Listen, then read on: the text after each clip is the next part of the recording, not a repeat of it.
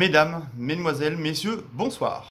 Il est 21 h, nous allons consacrer une édition spéciale à Rallye de la Lys, première journée. Au vu de l'affluence hier concernant la présentation du Rallye de la Lys, notre équipe a décidé de rester le week-end entier à Saint-Venant pour voir l'envers du décor du Rallye de la Lys. Résumé de la première étape, Maxime du Lys Auto Racing. C'est parti. Il est 10 h, c'est l'heure du départ à Saint-Venant.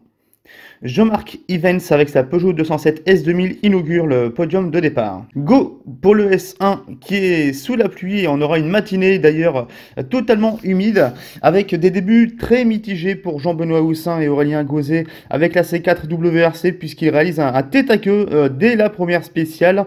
On voit donc que l'apprentissage de la C4 WRC y est extrêmement difficile. Un début de rallye qui est également compliqué pour Serge Bancard et Michel d'Autriche puisqu'ils ont réalisé, on voit dans la vidéo, une sortie de route avec une perte de 4 minutes d'entrée de jeu dans le Rallye de la Lys. Et le meilleur temps, c'est une belle surprise puisque c'est Arnaud Mordac et Hervé Mortier qui font le meilleur temps dans la toute première spéciale avec la Ford Escort Cosworth. Et on voit également le grand spectacle de Steven D. Aled Davis avec la Ford Focus WRC 5e de la spéciale et d'Anthony Mortier, Martin Forger avec la Subaru Impreza 12e de cette première spéciale. Dans la catégorie historique, c'est Henri Bev qui exploite grandement son Opel Ascona 400 et signe déjà le meilleur temps dans cette première spéciale.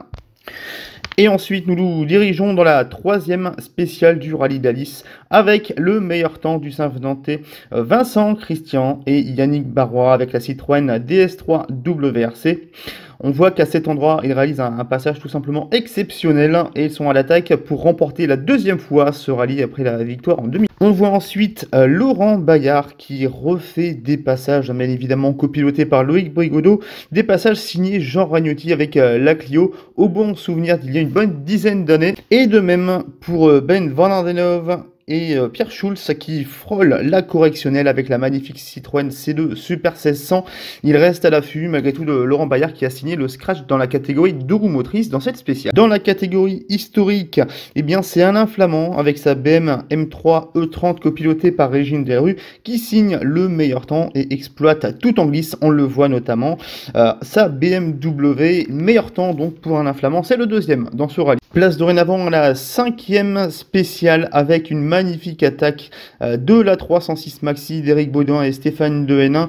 Le cinquième temps scratch avec cette 2 roues motrices et il frôle le ballot, on le voit à la chicane. Juste derrière l'équipage de la 306 Maxi, on retrouve Marc Demeyer et Michael Delru avec la Renault Clio Maxi. Ils sont aux trousses bien évidemment d'Éric Baudouin et survolent la catégorie 2 roues motrices.